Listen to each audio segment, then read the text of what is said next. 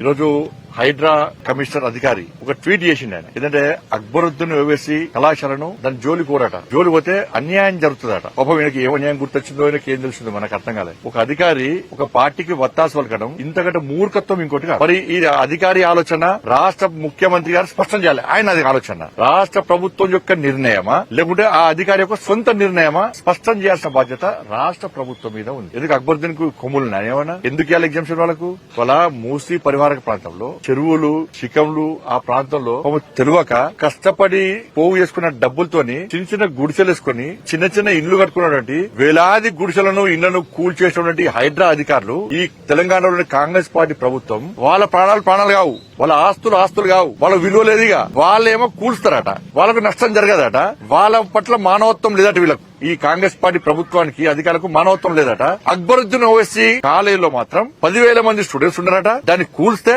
సల్కం చెరువులో ఉంది. అది ఇది నేను చెప్పింది కాదు. ఈ రాష్ట్ర ప్రభుత్వం సల్కం చెరువులో అక్బరుద్దీన్ ఓవైసీ కళాశాల నిర్మాణం జరిగింది అని చెప్పి రాష్ట్ర ప్రభుత్వమే స్పష్టం చేసింది. చేసినప్పుడు కూల్చాలనా లేదా మీరు చెప్పండి అన్న. వాళ్ళ గత ఏడాది నోటీస్ ఇచ్చారు. నోటీస్ ఇచ్చినప్పుడు ఏం చేయాలి రాష్ట్ర ప్రభుత్వం? మీరు ఈ విద్యా సంవత్సరానికి అవకాశం ఇస్తున్నాం, నెక్స్ట్ విద్యా సంవత్సరానికి మీ కాలేజ్ ఉంచామని చెప్పాలి. ఎందుకు చెప్పిన ప్రభుత్వం చెప్తే ఆ విద్యార్థులందరూ కూడా వేరే కళాశాలలో షిఫ్ట్ చేసేవాళ్ళు కదా, చెప్పారు. ఇది ఓట్ బ్యాంక్. ఎంఏం పార్టీ కొమ్ము కాస్తే ఓట్ బ్యాంక్ ఎందుకు కూల్స్తారు? పేదల ఇళ్లకు ప్రాణాలకు విలువ లేదా? పేదల ఆస్తులకు విలువ లేదా? వాళ్ళ పట్ల మీకు మానవత్వం లేదా?